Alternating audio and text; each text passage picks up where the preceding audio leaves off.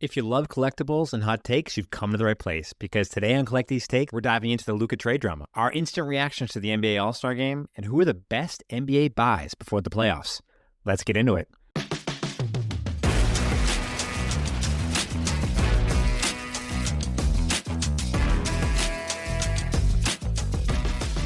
All right, episode 2. Welcome, everyone.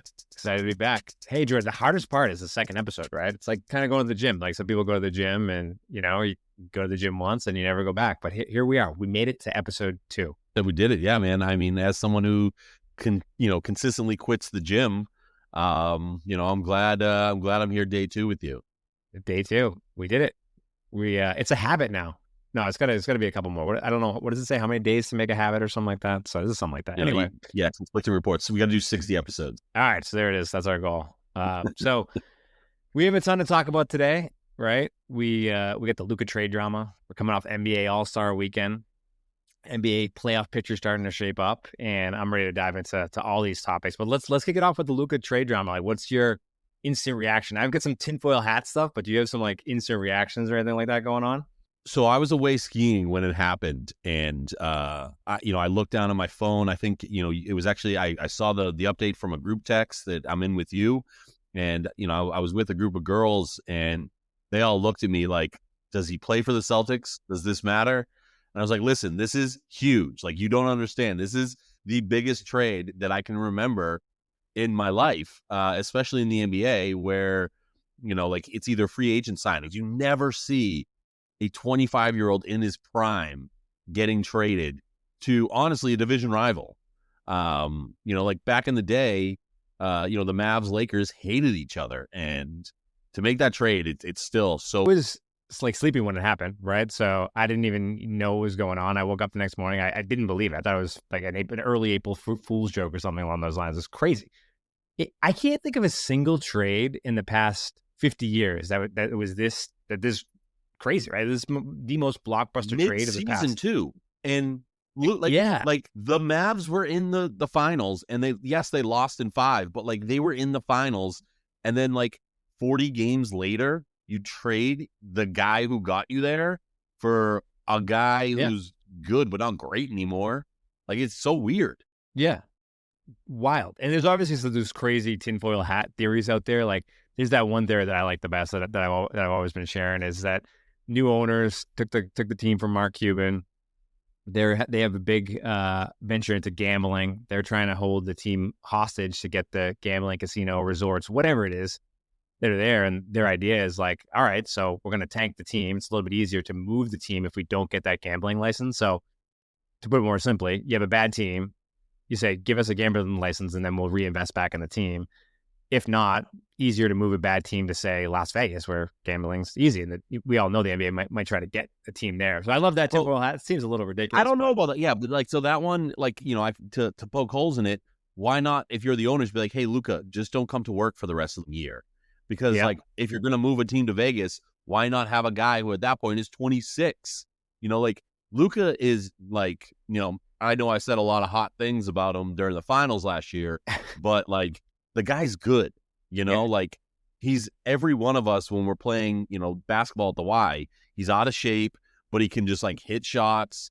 He sees the floor well.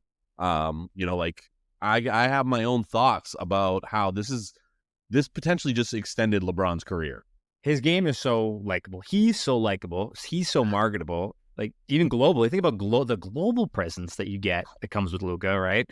Fan favorite, both in the U.S. and globally. Game is so fun to watch, right? Very relatable player, like you were saying. Fundamentals off the charts.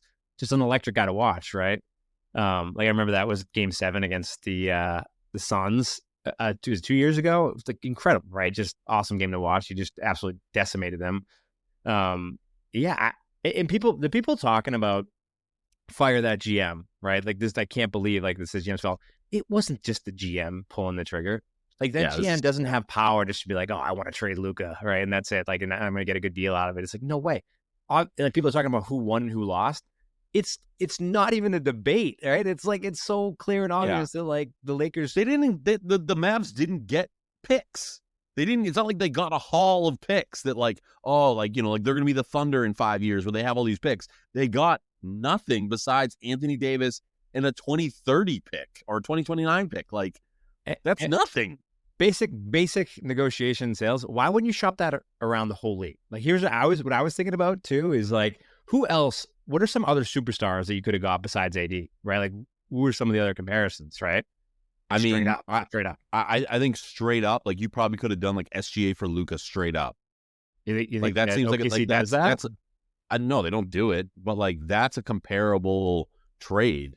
You know, I mean Tatum for Luka straight up. Like again, if I'm Boston, I'm not doing it. Not doing that. Are you doing that? Luka for no, for but Brown. like that's Luka for Brown straight up. Are you doing it?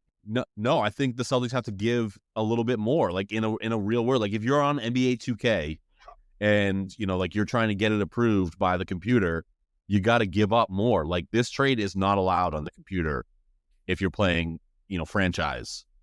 Right. So me, SGA, Tatum, like who else is in that category? For a straight up trade. Devin for Booker? A straight up trade. I mean, Booker maybe? Anthony. No, no, because again, like you know, you got to give more. Anthony Edwards straight up. You doing it? You doing that trade? You know what? I think I would do that trade. I think if I'm Minnesota, I do that trade. I think like they both have like probably like things they should work on like personally to be their best version. But like I don't even think I would do Steph for Luka straight up. Oh, you know? Are you kidding me? You don't think they're doing that? I think they're doing that. Like if you're if I'm the Mavs, I'm thinking like, why would I do this trade? Why, like the Warriors do that trade? Oh, well, you know what I'm saying? Yeah, exactly. Yeah, the Mavs. I don't think but like that's, and like Anthony Davis isn't as good as Steph, and you took a guy who's in his early 30s, and like big men don't play into their 40s. You know, right. I mean, took a guy who's, you know, 10 years younger.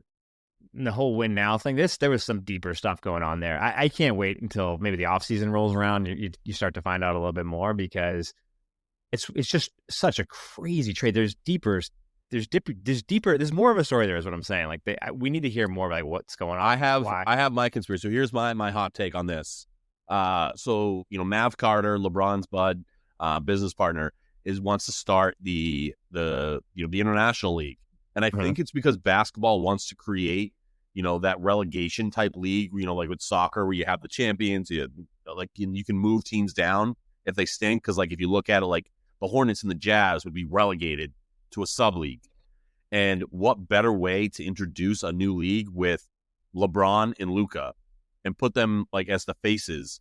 Because the way Luka plays, LeBron could play point guard for another 5 years, save his knees, save his feet, and just be a facilitator. And the Lakers probably win 1 or 2 more championships.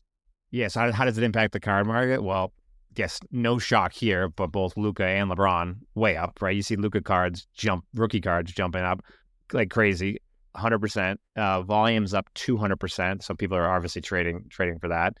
LeBron, same deal, 110, 111% over the past 30 days. The volume's more or less the same, but price change is going way up, right? So, you know, people in the hobby are responding to this too. It's like probably, and I'm always wondering, like, is it the collectors of Dallas that want Luka more now to have a little bit of remembrance? Is it just the general market?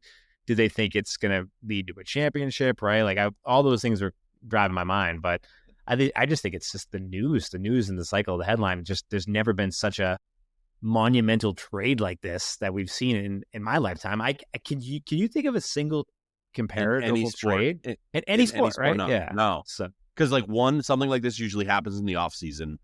Like there have been other big trades in our life, but like I have never seen like this much. Like you think of like the Herschel Walker trade, but at least the Cowboys got all those picks that created a dynasty, and like Dallas didn't get that. Like, you know, Dallas was like, and I'll take the first deal. Like, you know, my old buddy Rob Pelinka, you know, like because there's the Nike tie.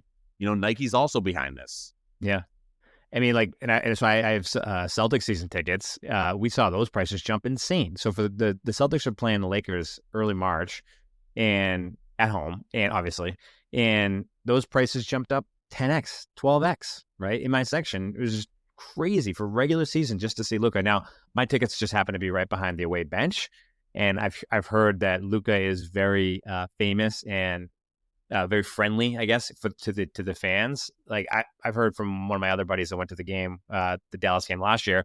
Lucas sat there and signed like 50 to 100 autographs before the game. So I mean, he's just, again, we talked about fan favorite earlier. Like he's just signing autographs, hanging out with the fans, taking pictures. Like guys trading cards. He actually liked some random card on a social media video that I saw. So he's signing his own cards, and he actually asked the fan if he could keep it. So like, again, like he's obviously one of those like main faces of the league still, and I cannot believe. You got to think too. Like if you're a Dallas fan, you buy season tickets, especially after last year, like those just plummeted. Like, yeah, Kyrie and Anthony Davis are a good team, but like, Kyrie and Anthony Davis are probably not sitting around signing cards for an hour. Like Kyrie doesn't want to talk to you, so like you now just lost so much value in your ticket that you probably spent thousands of dollars on. It's worth like a percentage of it, and that sucks. It does. Class action lawsuit against this GM and owner. Yeah, and if you think about market speculation just for Luka, I'm not shocked that his prices are going way up because he could have an amazing career in LA. Like there's so much room for growth for Luka. He's so young, right? So yeah, and no one's fat in LA. So all this issue with his weight.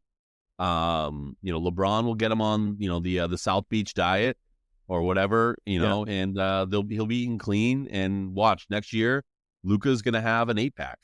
Yeah.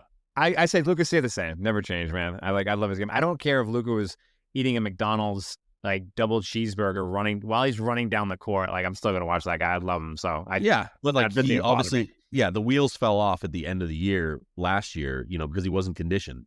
Yeah. Like I'm sure, like you remember like that video of Nico grabbing the beer out of his hand. Yeah, like, that's like the viral video. Yeah. Like he's a big boy, and they, he definitely needs to stay in shape. So if there's one person who can keep him in shape, that's probably LeBron James. Yeah, he spends so much on his body every year for sure. I mean, so I was obviously the headlines have been dominated by the Luka trade in general, but obviously we are coming off the heels of NBA All-Star Weekend.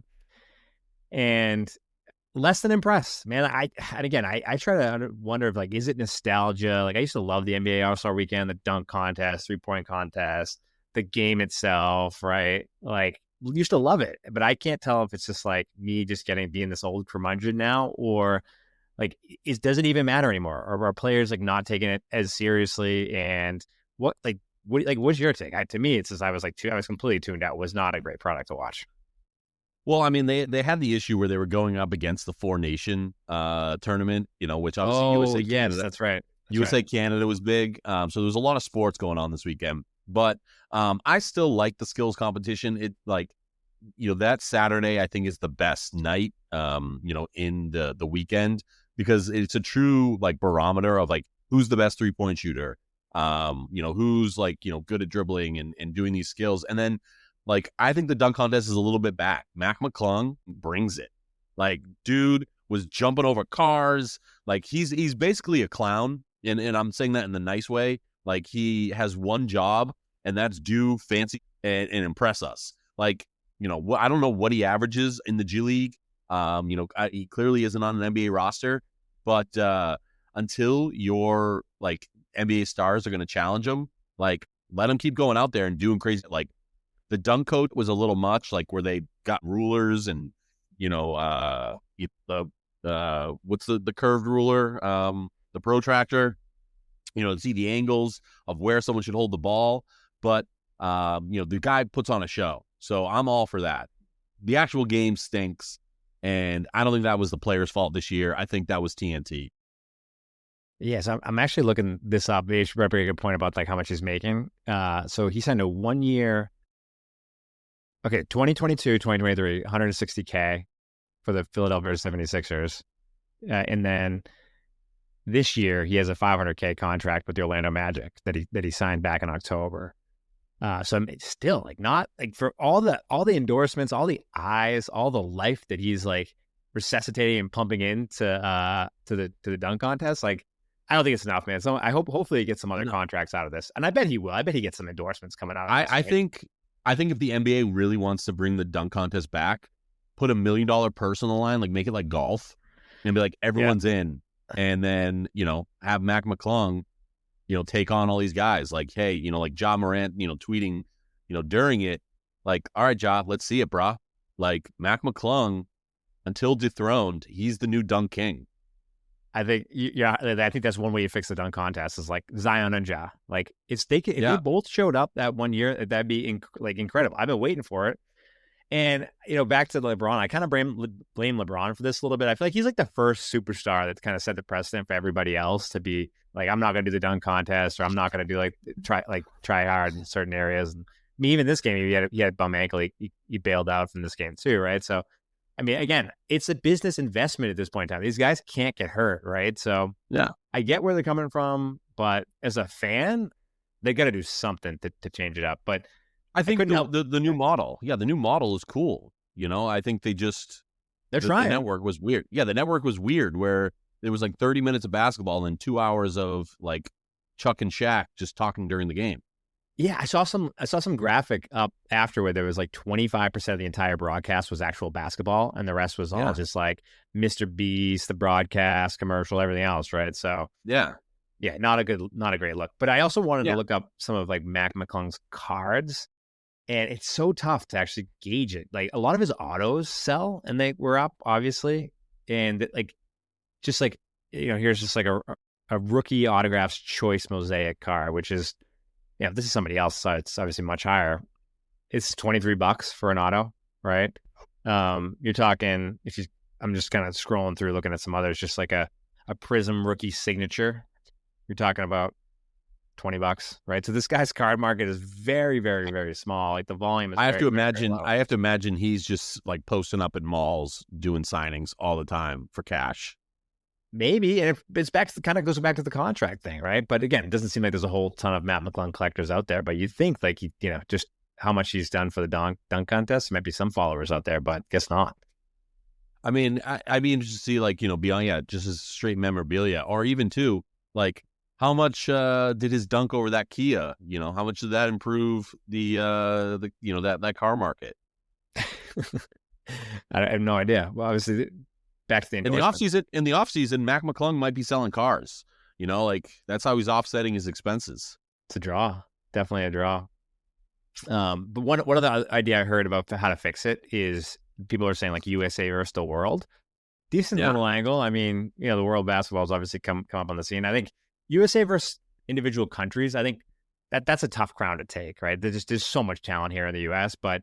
USA versus the world All-Star game? Maybe. I don't know. USA versus the world would be great. The only like individual countries you could maybe say is Canada because they have so many starters in the pros. But like, Serbia has just Joker, and then I don't know which Vic company, a country Luka's from.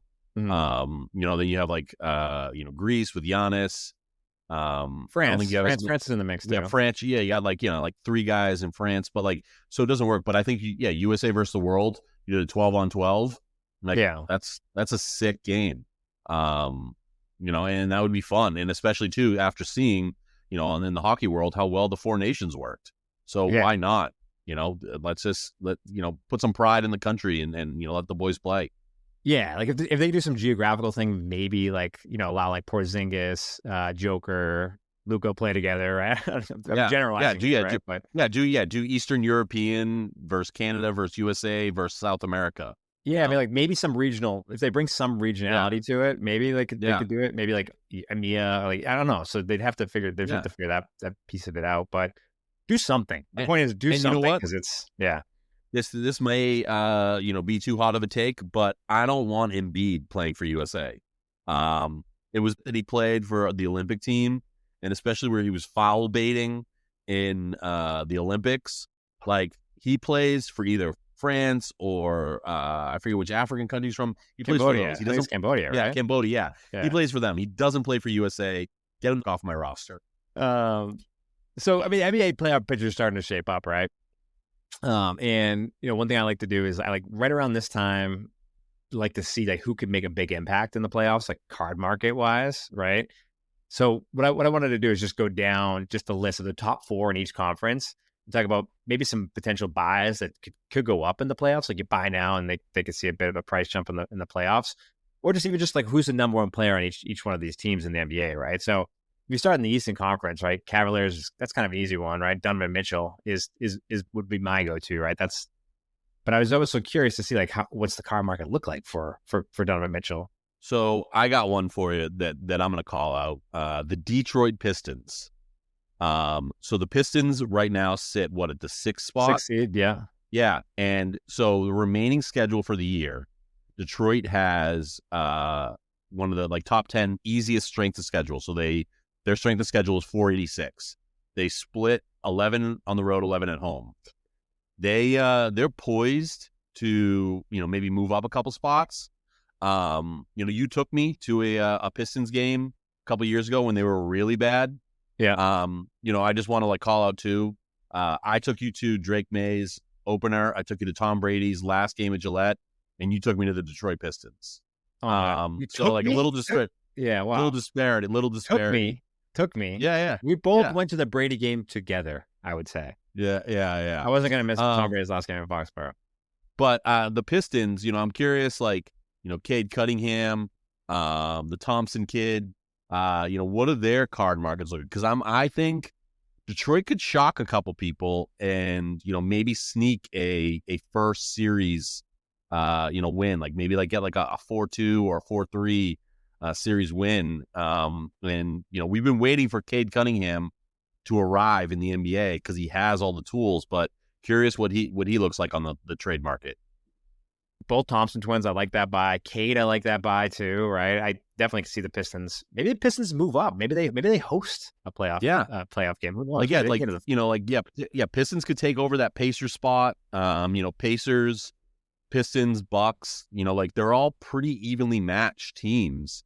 Obviously Giannis is different in the playoffs, but don't sleep on the Pistons. And if you're looking for a buy now, sell later, I'm thinking Pistons for you. The boys of Detroit, they're coming back.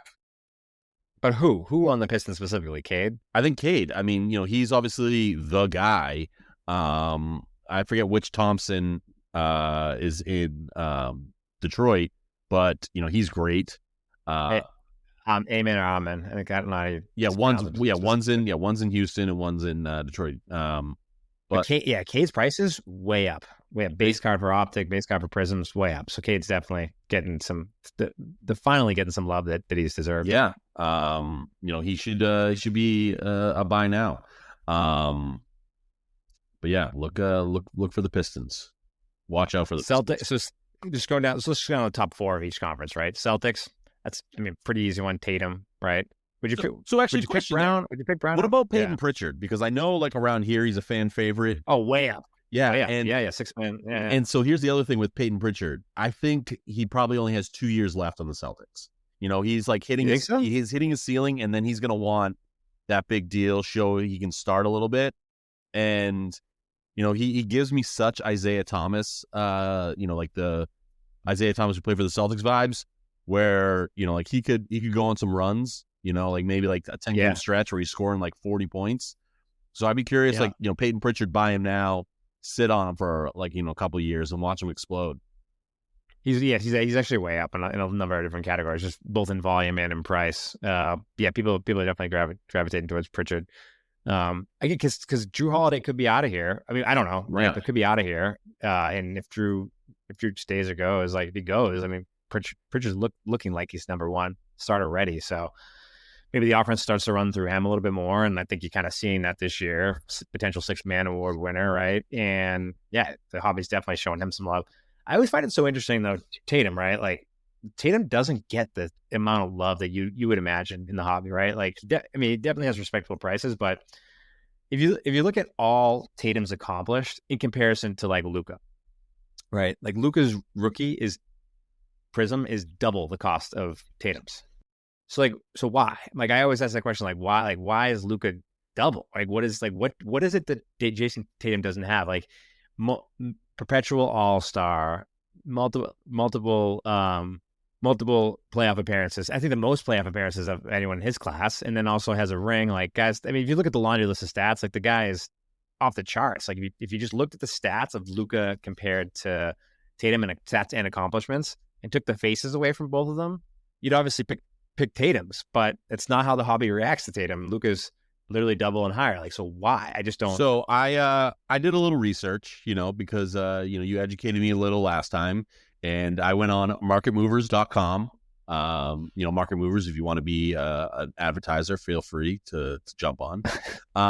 But so one thing that I think is, reminds me of Tatum is Kevin Durant.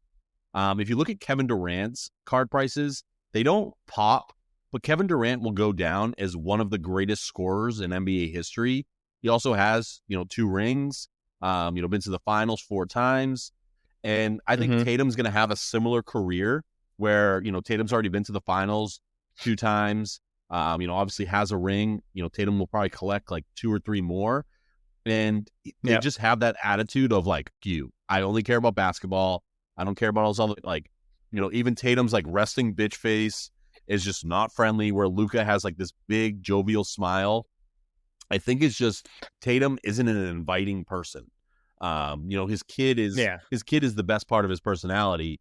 And Dude, I wouldn't be, he always says the right thing, man. He always says the right thing. But I wouldn't be surprised. Guy's like a gentleman. Yeah. Like I'm sure they exist, but like, what does Deuce Tatum's cards look like? Like, I bet Deuce Tatum has a higher card. There's definitely a Deuce Tatum card out there, or memorabilia out there. Deuce Tatum is the personality, and Jason Tatum is just the basketball machine who can dominate a game, score at will, and I think is only going to get better. Yeah, and I'm sure there's maybe some photo or something signed with look at Kevin Durant's cards. I was looking, again on Market Movers, and Durant's cards don't move that much. Like, there's not a lot being sold. The prices don't really like bump like crazy.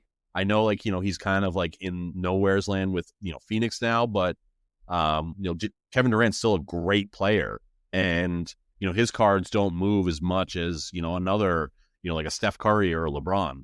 Yeah, it's just, I mean, again, Steph, LeBron, Durant, like those guys, they're kind of like solidified who they are and what their career is. It's like the top. So there's no room for like growth, right? You might see some pops after they retire and they go on and they Hall of Fame. But because they're so late in their careers, like there's not much room for growth. Like Tatum's still very young. Luka's still very young. So that's why they're a better comparison to those two guys.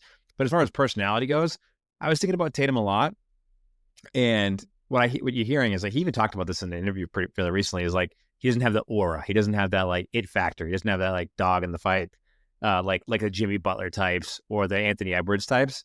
And to me, like as a Boston fan, I don't necessarily care. So I think a better comp to Tatum is like a Tim Duncan, right? Like good fundamental stand-up guy, like always says the right thing, off the charts fundamentals, good team player, and wins championships. But like Tim Duncan's, I think, in the similar bucket. Who was Tatum? Who was the best player during that Tim Duncan era? Kobe. But who gets all the flash, right? Kobe. Who had more rings? Yeah. I think they tied, right? They tied, 5. They but tied, like still, like Duncan did 5 in a shorter time than Kobe 5, through his career, because again. Yeah. But like, that's a fair comparison. I just looked up another thing too. If you look at jersey sales, headlines, like Kobe was that guy, right? And Kobe's immortalized now. So again, it's a tough comparison. But like, like if you look at like Luka towards Tatum, it's like it's the aura thing, right? So I think, it's weird with that sort of stuff, and like kind of like go to the dog mentality of it too. Not that Luka is more of a dog than Tatum. But like, you went with like the Jimmy Butler thing. So I just looked up like Russell Westbrook, he had the dog in him, and, he just had a card in, the last 90 days sell for over $1,000. What the fuck has Russell Westbrook done in the last 4 years, 5 years? Like since his MVP years in Oklahoma City, like what the fuck's he done? And, he's selling that. I wonder if it's like, because people just view as like that dog, where you look at like a Durant, a Tatum, a Duncan, where they're a little more mild-mannered, but they just go out, do their job, hit their shots, help the team win, It's a headline thing. Like Jason Tatum stays out of the headlines. He's not necessarily this guy that's like out and about. He's not like throwing down on the court. He's not like getting into it with reporters. He's just a good dad who takes care of himself, takes care of his body, and has this off the charts fundamental game. He does get flashy from time to time, but again, like I don't think there's like these like strike lightning in a bottle type of plays that you're seeing from Jason Tatum. You'll get the occasional one for sure, like occasional poster, but at the same time, like guy just does all the right things, gets all the stats, and drives his teams to championships. And I guess for whatever reason, outside of Boston, not seeing the love that some of the others get. But if you look at some of his peers, like the of the top 10 in the league, like you think about SGA getting tons of love, Anthony Edwards getting tons of love, even like Wemby getting tons of love, Luka tons of love, right? Like these guys they're dominating the headlines, but Tatum just kind of flies under the radar, which is so interesting to me. I don't know how it's going to play out. Yeah, something that actually I was happy to see is, because I hate this man, Joel Embiid, who's always in the headlines. Again, I think he's very overrated, and it looks like the card market agrees with me. His cards aren't selling for a crazy amount. You see like a couple here and there pop, like from, like it looks like his rookie years, but it looks like he's just not making a lot of people move. And he's a guy like who's always in the headlines, but is not out there on the floor helping his team. And obviously the rankings show this year that he has hurt the Philadelphia 76ers. So maybe there's something to it. Sometimes being the quiet guy and helping your team win will give you a better legacy. Yeah, and I agree. And we went off on a tangent there, so let's pick it up in another episode. So, all right, let's switch gears a little bit and talk a little bit about top three on the rise and top three on the decline. We'll focus, since we've been talking so much ball this time. We'll focus it on B-ball. So 1, 2, and 3 top price changes over the past 30 days. Wemby still top of mind for everyone. I think Wemby still dominates the top because this year's rookie class isn't necessarily great. I personally think there could be some sleepers in this year's rookie class, but Wemby still has a top spot. But right thereafter, and we talked about this a little bit earlier, is number 2 is LeBron and number 3 is Luka. And obviously the trade drama is fueling all that change. They're both up in volume and in price, like we talked about. So not too shocked in the NBA world that those 3 remain king. And then if you look at top on the decline, and I was kind of wondering, why this was happening a little bit, but Caitlin Clark was on the decline. I figured she would be on the incline. So I was just very kind of surprised to see that her pricing change has been on the decline. And I was wondering, like, her volume's way up. Like, tons of people are buying her right now. But like, I'm just wondering, are they overprinting her? Is she just in so many different types of acts? Yeah, I think they're overprinting her. But like at the same time, I still buy all Caitlin Clark. Like, you want to talk about that? You want to talk about that dog in you? Like it. Like one thing that's cool about the WNBA is they take this, like, especially during the summer. So when she wasn't on that Summer Olympics team, she comes back and you break her rookie career up into 2. That first part, she was really getting adjusted. They were bodying her. Then she comes back and she breaks her records for assists. She goes off scoring. Like, I think everyone talked too much shit about Caitlin Clark, and she is going to destroy the WNBA next year. Like, I know she didn't win in college. I know, she kind of has like a little bit of this tag, even though, what is she, like 23? She has this tag of can't win the big one. I think Caitlin Clark's about to rattle off.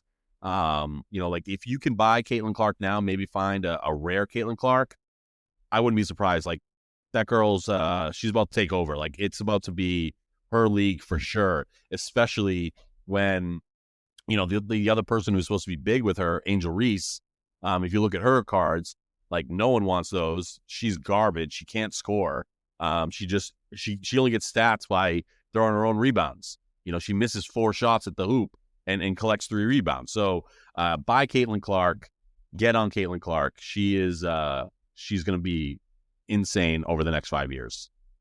I think we may just see a little bit of a bubble with Caitlin Clark potentially, right? Just like her market is so hot. I agree. I think that women's sports is only going to continue to grow, and I think she's obviously the face of that league and obviously the main draw for that league. So I think that her prices just got maybe a little bit too high, and then maybe we're just seeing a little bit of a dip now.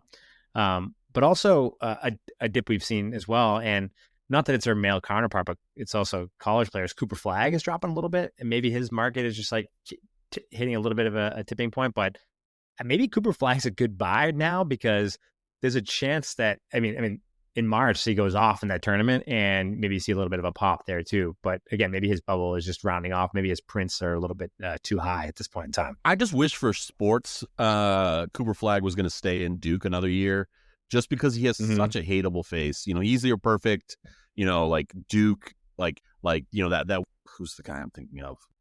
Christian Laettner. Yeah, the Christian Laettner. Your JJ Redick, your Greg Paulus. Like that guy who just has the punchable face, and he's so good.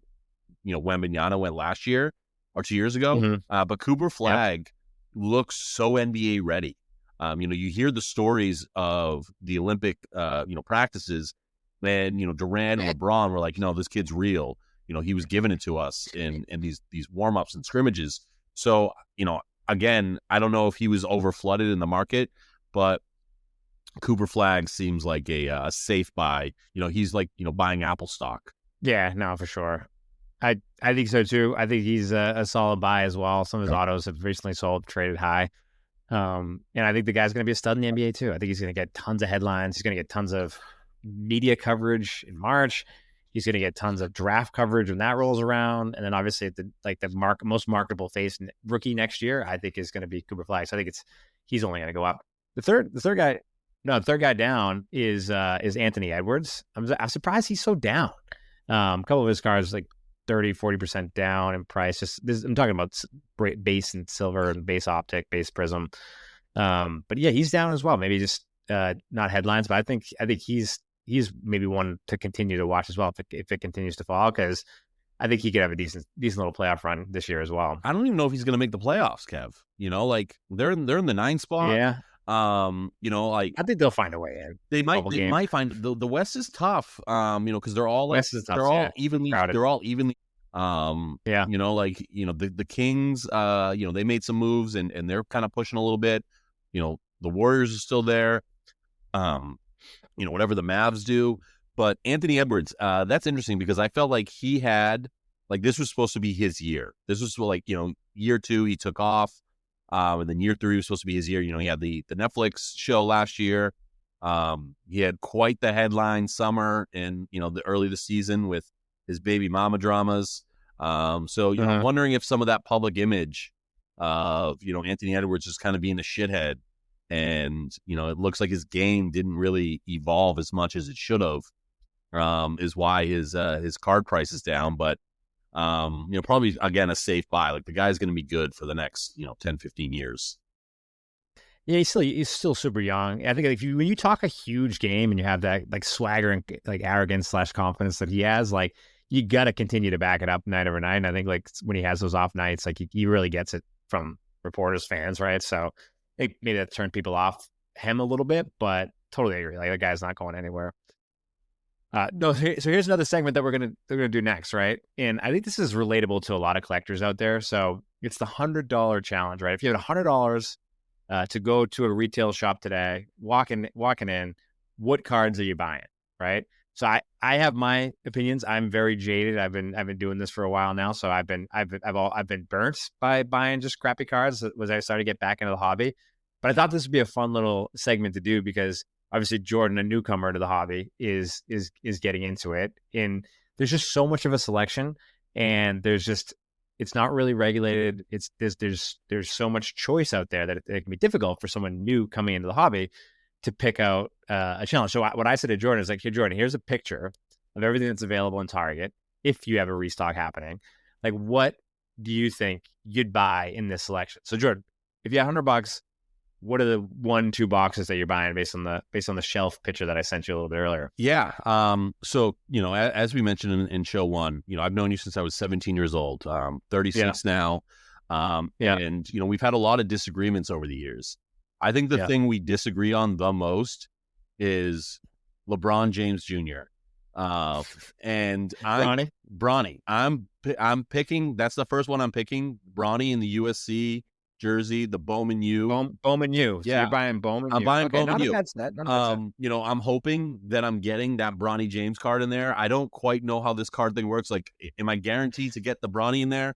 But No. Oh, no, no, no. yeah, No, no, no, no, no. We'll school you on all that. yeah. Absolutely not. But But that's what they probably want you to they think want me to think. with the marketing. It's But funny to hear that yeah, one. Yeah. I like, to me, that's like, hey, I'm able to use Apple again. I'm able to buy Apple stock in 1970. I'm going to find that rookie card or that college card of a guy that's still so popular, because I am not done hyping up Bronny James. He's going to keep developing, and I see his player comp as like a J.R. Smith. So if you get that overhyped player in college, buy it. So for me, if this was maybe like a year and a half ago, I might agree with you. But the problem with Bronny now is like, I don't know, man. He's looking terrible in the NBA. I mean, my thought is like what is the driving point? Like, what is the thing that could fuel speculation on this guy, right? And he got his shot. Like, we knew that his prices would jump after the draft. We knew his prices would jump when you talk about NBA early preseason, right? Summer league, right? Those are his chances. And we knew his rookie year could be another chance for him to be like, oh wow, this is something special here. But he's done none of that. So how can speculators still want Bronny? I don't know. That's my take on that. But again, and by the way, I want to preface this segment with the fact that if you like some cards and you're enjoying yourselves, do not let me or anybody or Jordan or anybody else in the world tell you otherwise to not buy those cards. Like, enjoy it. I'm coming at this strictly from like, hey, I like these sets. I think they hold value. I think they're a decent investment, but also we can have some fun. So I like that blend, but don't let anyone tell you what cards you can buy. So, all right, Bowman, use your number one, Jordan. What else you buying? If you have another box, If I have another box, I'm gonna actually go to the number one sport in the world, and I'm gonna buy that soccer one. There's all those soccer ones down the bottom, and I'm again Topps Finest soccer. So I'm gonna do the Topps because again, I'm uneducated, and Topps I know as a brand, so I'm gonna buy that Topps one and hope that I get some striker that is actually pretty good out there. I don't know a thing about soccer and who's good, but I know they get paid a lot, so it's gotta correlate. So this is fun because this is exactly what the marketing departments at card companies want exactly, right? Cool logo, like maybe a sport that you haven't dabbled in, maybe some surprises, but like college players, right? So what you're getting in those products, like, you probably have no idea. You're just probably falling for the marketing, the cool colors, the people on front, right? So that's 2 boxes, $100. You get Bowman U and Topps Finest. Both solid sets. Don't get me wrong, right? But again, if you think about like popularity in the hobby, and this is where I'll shift gears to my take, is like, I think the 2 I would get right now, actually, you know what? I'm not even going to get to. I'm going to buy all Prism NFL. I'm buying all Prism NFL, mega boxes, blaster boxes, value packs, whatever I can get, right? Because, and here's my thought process behind this, right? Stacked rookie class, right? You have a QB stacked. You have skilled players stacked in this rookie class. You've got so many faces that are just, even like the guys like Cooper DeJean, like we were talking about. Like, this is such a stacked rookie class, and for me, those are my chases. And I want to go after the Caleb Williams of the world, the Jaden Daniels, the Drake Mays. So for me, I'm putting all my eggs in the Prism football basket because it's such an amazing class. And Prism tends to be a little bit of the gold standard for the card market. So I know that even if I pull some people that I don't want, I still can obviously get some value back for the rookie cards, or trade, or sell, right? Or I might hit something huge, right? And Prism has some amazing SSPs. They have Silver Prism rookies. They have some amazing variants. You can get memorabilia cards, autos, right? So I'm a diehard Prism fan. That's what I'd be spending all my money on this week, the months, because that's what I'm going to be continuing focusing on. Because you asked a good question earlier, like, am I guaranteed to get these guys in these packs? Absolutely not. Like, you could spend $100 and I could not get any of those people that I just named in that stack rookie class. But what I could do is I could go over to eBay, take that $100 and buy the 3 guys that I want, and probably get raw all those rookie cards. So I always tell the people, like, if you enjoy opening packs, if you enjoy the chase, if you get entertainment out of it, spend the money, buy boxes. But if you just want to get that single player, you're better off taking that money and just going to the secondary market and buying people that already opened it. You'll save a lot of money that way, and you'll save a lot of disappointment. But again, if you like the thrill, if you're like me and like just to rip, if you like to just do breaks, right? Like, if you like to jump into all that stuff in the community, buy the cards, right? But again, like, save your money if you want only someone specific, because I think that's the biggest misconception of a new collector, is that I buy this pack, I'm guaranteed to get what I want. You Absolutely not. All right, so mailbag. Shift gears to mailbag. All right, so in this segment, this is when we answer questions from you. And after episode 1, we got a couple DMs, a couple good questions on the Instagram page. Appreciate everyone reaching out.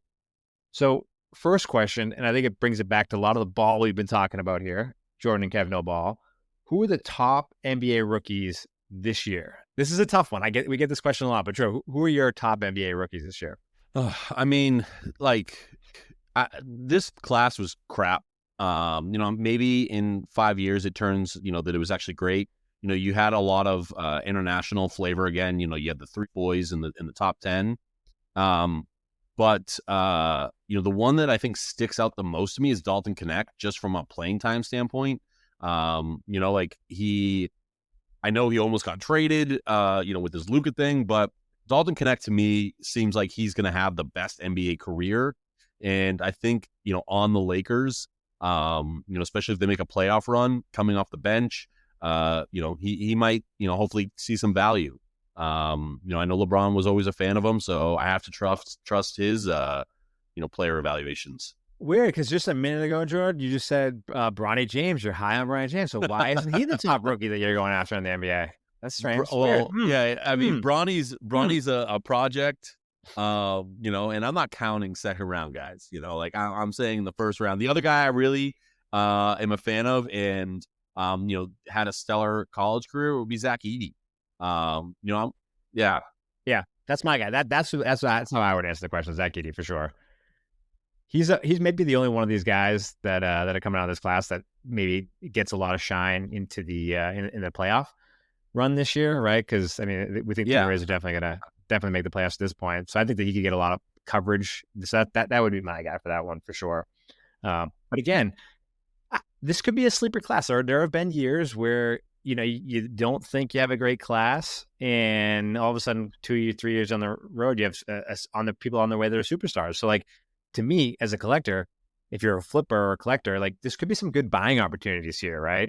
Like you go in, you buy some of these guys, these marquee cards low, and then 2 or 3 years down the road, like who knows? You have a Dalton Knecht or Zach Edey that's looking like a perpetual all-star. Like you're sitting pretty and making money. So don't sleep on a year like this in terms of the collecting world, because this is when you can get some steals and like in a year or two turn them into some serious profit. Yeah, I think the thing that sucks too is, the top guys went to the Hawks and the Wizards, and I can't tell you the last time I watched one of those games. Like I haven't seen Alex Sarr play, and Rishasher, or however you pronounce his name, on the Wizards, or the Hawks. I haven't seen any of his games. I saw him, in the Olympics, but I don't know. I don't know if anyone, like, are people buying his cards? Like who's buying these people's cards? I mean, clearly the NBA probably has a little bit of, or the trading card world NBA has a little bit of a marketing problem this go around, but I don't think it'll slow down sales. I mean, people love the NBA. There's a lot of good stuff you can pull from the newer NBA stuff. I'll certainly be opening up a lot of NBA cards this year for sure. But again, those rookie chase, like that Wemby chase card is not there. It definitely hurts. It doesn't help. But I think that when you have that like clear-cut couple of chase faces like we've had over the past few years, that obviously fuels the card market a ton because people love rookies and speculation of those rookies. Another question that came in, and again, it's very relevant to what we were talking about earlier. So what does Luka need to do to continue his price rise in the card market?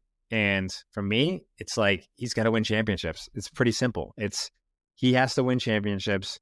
He's in LA now. He's going to get tons of press coverage. But if he wins one ring, like you'll continue to see him skyrocket. But I'm not sure what else he can do besides that. What do you think?